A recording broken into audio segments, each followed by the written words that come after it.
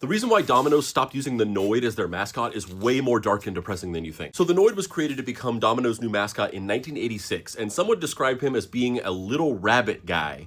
But in reality, he was like a weird little guy wearing like a rabbit costume. The whole concept of the Noid marketing campaign is that the Domino's delivery drivers were supposed to be able to get to your house in 30 minutes or less. And the Noid was like this little gremlin type guy who was trying to stop them from getting to your house.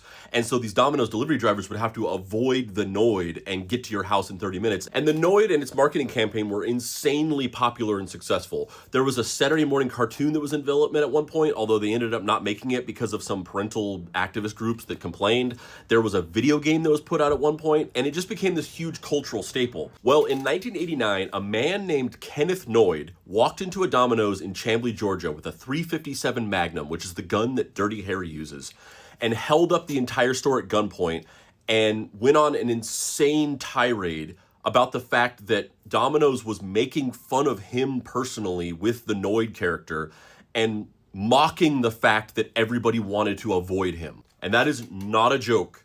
This was a deeply mentally ill man who walked into this Domino's based on paranoid delusions that the Noid campaign was directly making fun of him for being like a loner. This was a tense 5-hour hostage situation where he held these people at gunpoint and demanded to the police as they started to show up that they give him $100,000 and a getaway car. Police tried to reason with Kenneth, but unfortunately, as I said before, he was deeply mentally ill and clearly going through some kind of mental episode, and he would not relent. And again, I will say this is not a joke.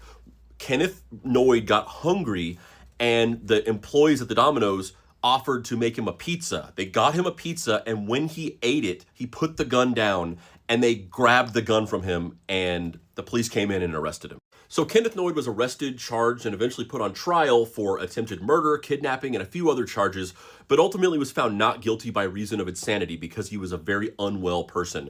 But he still ended up spending the rest of his life in a mental institution and died in 1995. Now, despite the fact that this was an isolated incident orchestrated by a clearly mentally ill man, Domino's apparently felt like it was a little bit too much bad press for them, and they ultimately decided to kill the mascot because of this, and they got rid of the Noid in that following year. And we didn't see the Noid again until 2021, whenever they briefly brought him back for a small marketing campaign where they were advertising these automated Domino's delivery cars, and they depicted the Noid trying to break them down and the car, avoiding the Noid. And now in 2025, Domino's is apparently preparing to bring back the Noid full time as their mascot. So we'll see